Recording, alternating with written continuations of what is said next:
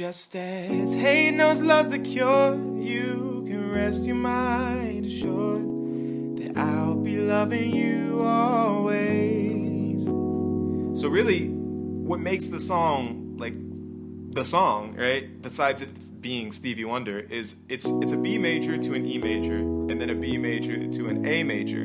So you can play it like, as around the sun the earth knows she's revolving, and the rosebuds know to bloom in early May.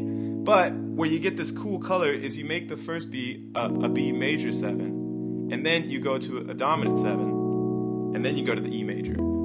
You get that super cool kind of like tension, release color. You get, as around the sun the earth knows she's revolving, and the rosebuds know to bloom in early May.